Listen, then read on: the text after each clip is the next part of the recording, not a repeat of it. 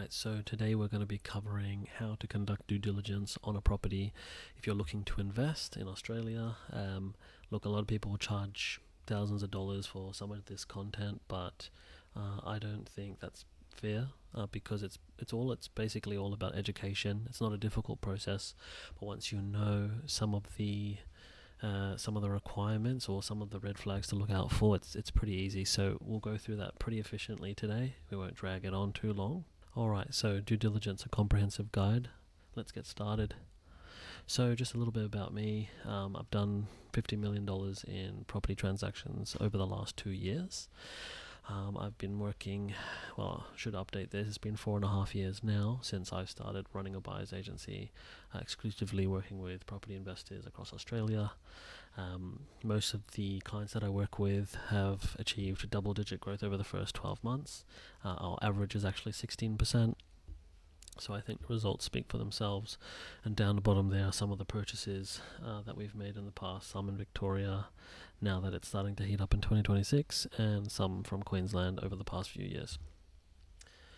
So let's go through some of the major things to look out for.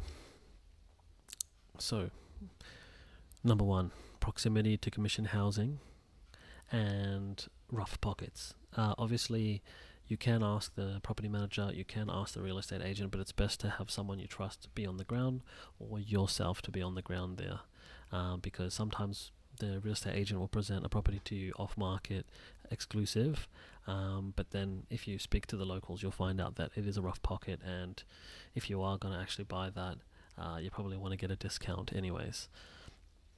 We like to stay completely, we like to avoid that completely, but again, it's up to your preference. I would advise, if you're starting off in property investment, to use these rules as hard and fast, just to keep things simple and to stop you from getting analysis paralysis and overthinking every single step. So just avoid commission housing, rough pockets. There are softwares online, by the way, that you can use to figure out if it's got commission housing in it. atlasid.gov is a good website. There are a few other websites as well, but there are a few different ways you can go about finding out about this. Flood, fire, heritage, and other overlays. Obviously, you want to avoid any of these because this will impact the appeal to future home buyers. So just watch out for flood, fire, heritage overlays. You can go speak to council and check if any of this exists. So easiest way, just call council. You can check the planning website, sometimes that can be confusing, but go straight to council. Proximity to noise or busy areas. You want to be avoiding anything noisy, whether it's shops, whether it's a main road, whether there's a flight path above. You want to make sure that it's quiet because people don't like noisy environments when they're looking to buy their own home, and will often sell for a discount if it does have a noisy environment. Now, a lot of people forget about this density of zoning. So you want low density zoning. It preserves the residential character. Maybe there's a minimum lot size of 500 square meters, and it's really challenging to get multiple units on. That's always a good idea.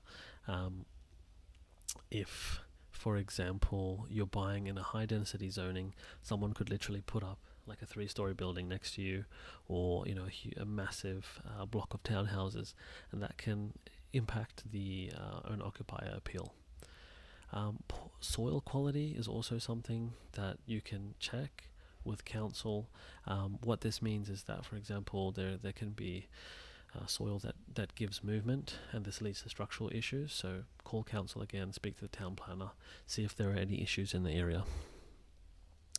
Additional factors that you can look out for, obviously, if you're going to hold this long term and you're looking for capital growth, 30 years and younger, 30 years and younger is a good idea, just to avoid some of those more expensive issues that come up with these older homes.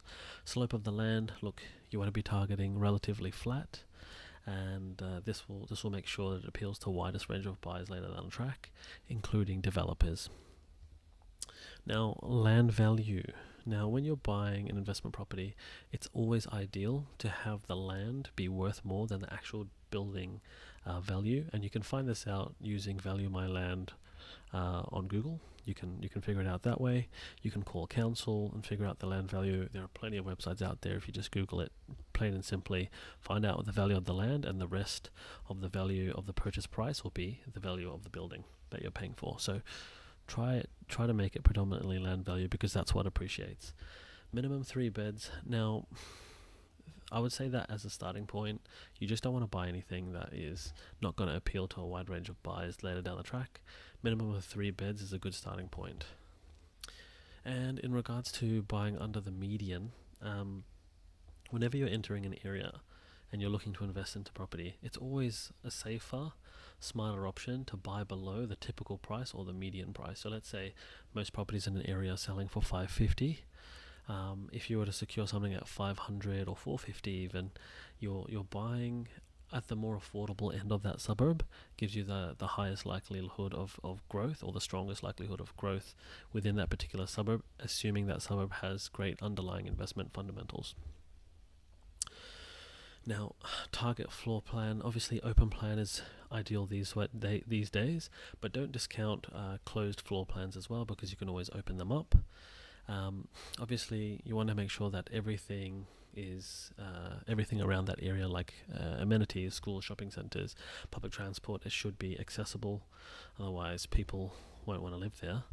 Avoid T-junctions and roundabouts. There's a lot of braking, accelerating. It tends to be a lot noisier. Sometimes if you're right on an intersection or you're right at a roundabout, headlights can come in through your windows. Cell towers, people don't really like to be close to them. They're less appealing. Often homes sell for a discount. Shape and orientation of the land. You always want to make sure it's square to rectangular. Try not to go for irregular shaped blocks, because there tends to be less usable land on something like that, and so it could be, as an example, it could be like an 800 square meter block, but only 600 square meters is usable, and then the value of that land will be based off that 600 squares. So try to avoid that. Power lines and substations, avoid close proximity. If power lines are running over the top or the back of your yard, I know, I've seen it, it is possible. Avoid that at all costs, even if it's close by. It's not worth it. It will sell for a discount later down the track. Neighbours, noisy and messy neighbours. I mean, you can't really control this, but do your best in terms of due diligence and just make sure that nothing unusual is right next door to the property you're looking to buy. So look, a lot of people make completing due diligence complicated. It really isn't. Everything in this presentation, even though it was very brief, will give you enough of a leg up to prevent yourself from making a big mistake when it comes to buying an investment property.